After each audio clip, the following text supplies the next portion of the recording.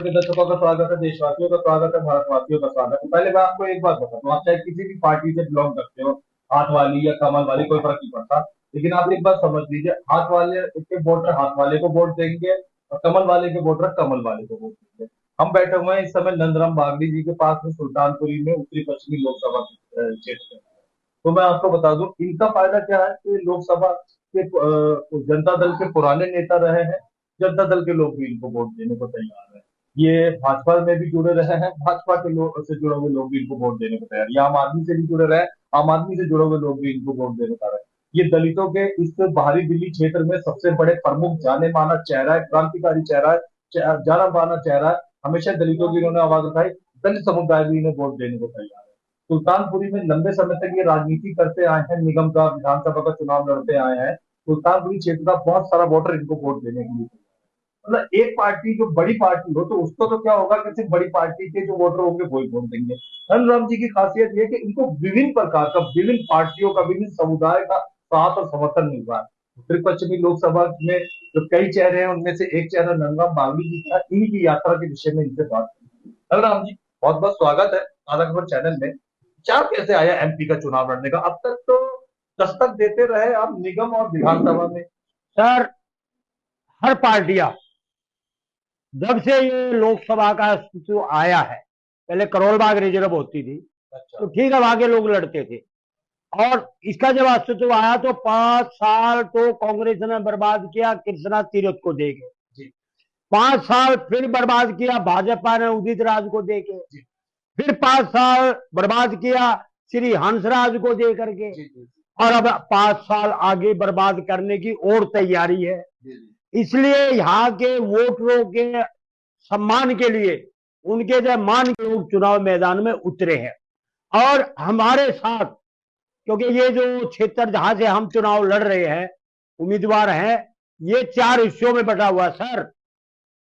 एक हिस्सा इसमें जेजे कॉलोनी है सर, इसमें एक हिस्सा अनऑथराइज कॉलोनी है सर, इसमें एक हिस्सा गांव है सर, एक हिस्सा इसमें शहर है, रोहनी जैसा इलाका। तो इसलिए 4 हिस्सों में ये बटा हुआ है।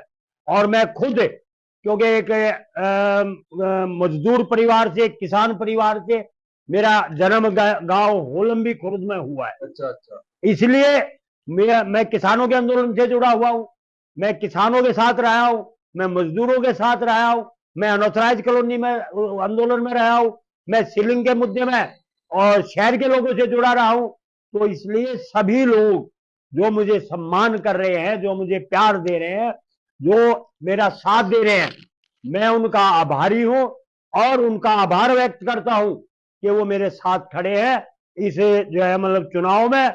और मैं वायदा करता हूं कि वोटर का सम्मान के लिए हर लड़ाई में लड़ता रहूंगा, आगे भी लड़ूंगा, पहले भी लड़ी है और जब तक मैं जिंदा हूं तब तक लड़ता रहूंगा सर। कांग्रेस वाले अपनी बहुत सारी पॉलिसियों के साथ, मुद्दों के साथ मैदान में है, जिनमें से एक प्रमुख है कि चुनाव जीतते ही महिलाओं के खाते में 8,500 रुपए आएंगे। बीजेपी वाले भी कई मुद्दों को लेकर चुनाव मैदान में है, जिनमें पर्चा भरवाया जा रहा है कि जो बुजुर्ग 70 से ऊपर है उनको फ्री मेडिकल सुविधा मिलेगी। आपके मुद्दे क्या है नंदराम जी? बहुत अच्छी बात है सर। मेरे मुद्दे हैं कि हम 8,500 रुपया जो देंगे वोटरशिप के नाम से, क्योंकि ये प्रस्ताव पार्लियामेंट में पास हो चुका है। वहां पर 11 आईएएस अधिकारियों की एक समिति बनी थी और उस समिति ने इसको मंजूर कर लिया है। और उसके 18 साल बाद आज तक जो है इसको रोका। ये पूरा ये है वोटरशिप। सांसद में 137 सांसदों ने, जिनके फोटो भी उसके साथ है, और अगर आप चाहो तो मैं इसको खोल के भी दिखा सकता हूं। सर, हम लोग वोटरशिप के लिए लड़ रहे हैं और मेरी पार्टी का नाम भी वोटर इंटरनेशनल पार्टी है। और हम लोग इस मुद्दे को लेकर चुनाव मैदान में उतरे हैं कि वोटर जो है वो मेरा परिवार है, हर वोटर मेरा परिवार है इस क्षेत्र का। और आगे इस आंदोलन को, चुनाव में हम जीतेंगे तो भी जो है मतलब इस आंदोलन को चलाएंगे, रिजल्ट कुछ भी हो, लेकिन ये आंदोलन अब बंद नहीं होगा सर। जो अमीर गरीब हमारी आवाज सुन रहा हो, नंदराम जी की आवाज सुन रहा हो, तो मैं पहले सरल शब्दों में बता दूं कि वोटरशिप पेंशन क्या है। जिन जिन लोगों के भारत के अंदर चुनाव पहचान पत्र वोटर बने हुए हैं, इनकी मांग है कि घरेलू सकल घरेलू आय में से, जीडीपी में से निकाल के एक खास रकम हर महीने वोटर को दी जाए। 13,000, 14,000, 12,000, 6,000, जितनी भी वटावर रकम हो, इनकी इनकी और इनके दलों, इनसे जुड़े हुए और भी दल है जिनकी मांग है कि डायरेक्ट पैसा वोटर को दिया जाए। इधर उधर या स्कीमें देने के बजाय हर वोटर के पास जब पैसा जाएगा, देश में हर वोटर को पैसे मतलब मिलते रहेंगे, तो साथ में देश की खुशहाली भी बढ़ेगी। और जो अंबानी और बड़े बड़े अमिताभ बच्चन टाइप के लोग नहीं लेना चाहे, वो वोटरशिप नहीं भी ले सकते। ये इनका प्लान है। इसका ये है कि सीधा आपके पास में, आप वोटर बनते ही आपके हाथ में जो भी पैसा हो, जीडीपी का, वो आपके पास आने लगेगा। ये बड़ा सरल सी स्कीम है। इस स्कीम के तहत बात करें, अगर मुद्दों की बात करें, ये तो हुआ एक के आर्थिक आप देना चाहेंगे। क्या क्या समस्याएं आप महसूस करते हो उत्तरी पश्चिमी लोकसभा में कि जनता आपको जिताती है तो आपका वादा है कि उन समस्याओं पे आप पहले कदम उठाएंगे?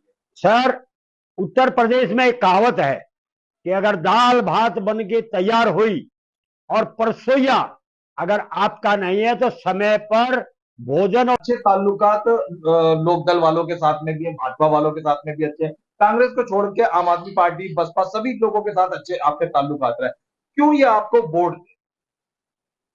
सर, मैं इस क्षेत्र का निवासी हूं, इस क्षेत्र का वोटर भी हूं और इस क्षेत्र की आवाज उठा रहा हूं। कितने साल से राजनीति कर रहे हैं आप? मैं सर मतलब यहां जब से 76 से कॉलोनी आई है तब से राजनीति कर रहा हूं।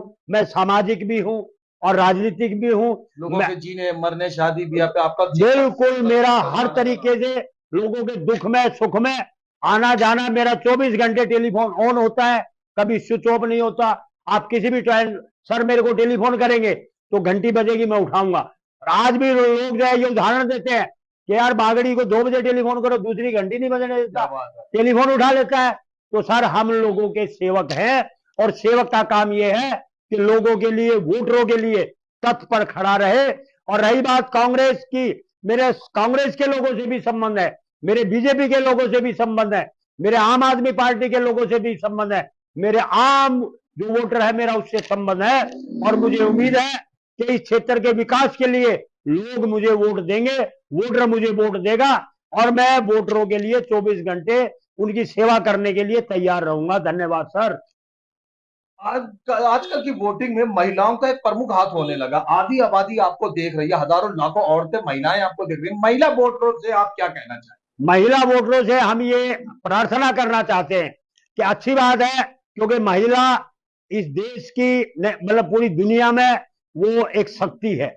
महिला हमारी माता है, बहन है, जननी है और महिलाओं को भी जो है पूरा अधिकार मिलना चाहिए। ये बहुत लंबे समय से चल रहा था कि महिलाओं को 33% आरक्षण दो, ये करो, ये इसको लटका के रखते थे और अब भी वो लटका के रख दिया गया सर 29 तक।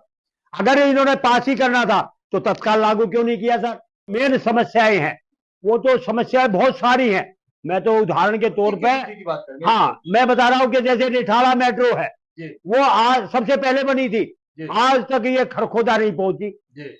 और उधर से जो है जहांगीरपुर मेट्रो है, वो आज तक सोनीपत नहीं पहुंची।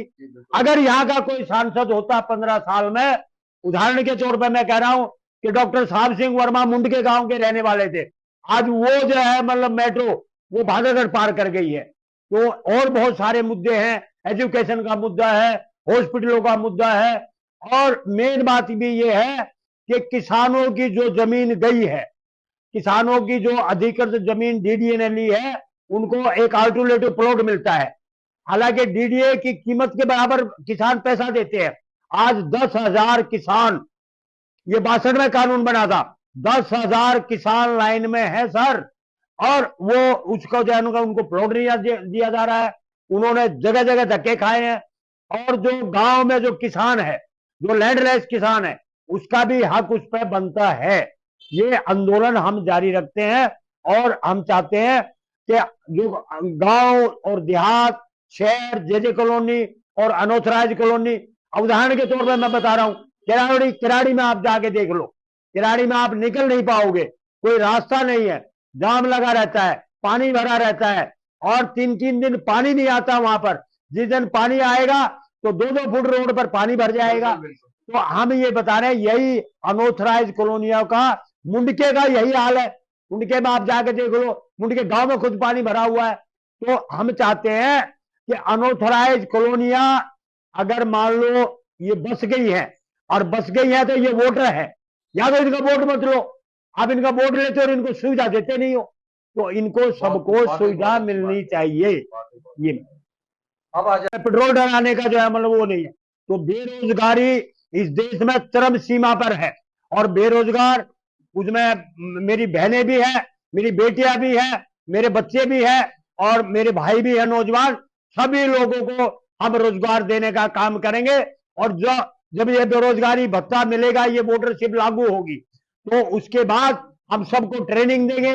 जो अनपढ़ लोग हैं, हमारी बहनें अनपढ़ हैं, उनको प्रौढ़ शिक्षा केंद्र चलाएंगे, खोलेंगे, और पूरे अपने विधानसभा क्षेत्र में, लोकसभा क्षेत्र में, और जो 10 विधानसभा इस क्षेत्र में आती है, 10 की 10 विधानसभाओं में जो हमारी माताएं, बहन, बेटियां हैं, हम उनको शिक्षित करने का काम करेंगे सर। आपके साथ काम कर चुके, आपको पसंद करने वाले, आपके साथ किसी ना किसी पार्टी में कंधे से कंधा मिला के काम कर चुके, आपसे काम करवा चुके हजारों लोग आपको देख रहे हो उत्तरी पश्चिमी लोकसभा के। अपना चुनाव चिन्ह बताइए जिस पे वोट डालना चाहिए लोगों को। मेरा चुनाव चिन्ह जो है सर, ये गैस का चूल्हा है, और चुनाव चिन्ह गैस का चूल्हा है। और हर जगह हम लोग ये हैंडबिल भेज रहे हैं, और सोशल मीडिया पर भी भेजा जा रहा है, और मैं स्वयं भी जा जाके आपके चरणों में जितने वोटर हैं अपना शीश निभाता हूं, और आपसे प्रार्थना करता हूं कि आने वाली 25 तारीख को इस गैस के चूल्हे पर का बटन, सामने वाला बटन दबाए, और अपने भाई वोटर को सफल बनाए, अपने क्षेत्र के उम्मीदवार को सफल बनाए, अपने जो है क्षेत्र की जीत करवाइए, वोटरों की जीत कराइए। यही मेरी आपसे प्रार्थना है। धन्यवाद सर। कि महिलाओं को 5 साल फिर लटका दिया, और 29 के बाद फिर इसको ले जाएंगे 35, 40। तो ये जो है जिस तरीके से मुद्दे बना के लटका के रखना चाहते हैं, तो वो ठीक नहीं है। और ये जो मैं मुद्दा ले रहा हूं, ये जो वोटरशिप का सर, इससे बढ़ती जनसंख्या विस्फोट है, उस पर भी कंट्रोल होगा। और सर, इस पर जो क्षेत्रवाद पर जो आंदोलन चल रहे हैं वो भी कम पड़ेंगे, और नक्सलवाद का भी आंदोलन कम पड़ेगा। क्योंकि ये वो जब होगा, आज ये नक्सलवाद का मुद्दा, लोग गरीब जब होते हैं, अगर किसी के खेत खलियान में आग लगाते हैं, तो वो मजबूरी में हथियार उठाता है। बहुत अच्छा। अच्छा ये बताइए कि ये जो वोटरशिप का अभियान है, आपका मुहिम है, महिलाएं बहुत सी आपको देख रही हैं। आमतौर पर हमारे भारत में अभी भी महिलाएं आर्थिक रूप से स्वतंत्र नहीं है, आर्थिक रूप से थोड़ी कमजोर है। क्या इसका आप अगर जीतते हैं, महिलाएं आपको जिताती हैं, इसका फायदा महिलाओं को मिलेगा? सर, इसका सभी महिलाओं को भी, ये वोटर होंगी, उनका फायदा उसको भी 8,400 के चुनाव पहचान पत्र बने हैं, उनको आर्थिक रूप से बहुत फायदा होगा। जो भी वोटर होगा, वोटर लिस्ट में जिसका नाम होगा, उसको जो है 8,435 रुपए हर महीना उसके खाते में जाएगा। और पार्लियामेंट में लोग जो है इसको जो पास हो चुका है, और मेरा सबसे पहला काम यही होगा कि मैं जाकर के इसको लागू कराऊं, और इस पर जो है मतलब मान लो जो है पूरा आंदोलन करेंगे, पूरा लड़ाई लड़ेंगे, और इसको लागू करा के ही सर हम दम लेंगे। बहुत अच्छी बात है। अंतिम बात की तरफ आते हैं। नंदराम जी, इस क्षेत्र में लगभग 1 लाख वोटर जो है वो युवा वोटर बन के तैयार हुआ, 18 साल से ऊपर वाले जो अब देने लगे। उन युवा वोटरों को अपनी तरफ आकर्षित करने के लिए आप क्या कहना चाहते हैं? सर, युवा वोटरों को सारा, चाहे वो मतलब मेरी युवा बेटियां हैं, मेरे युवा बेटे हैं, वो सभी बेरोजगार है। आज जो है मतलब आप जो है सरकार और प्राइवेट दोनों सेक्टर मिला के 6% लोगों को नौकरियां नहीं दे पा रहे हैं, और जब बाकी जो है 94% लोग बेरोजगार हैं। आज जो है 97 करोड़ इस देश का वोटर है, और आज भी जो नौजवान है वो मोटरसाइकिल किसी तरीके से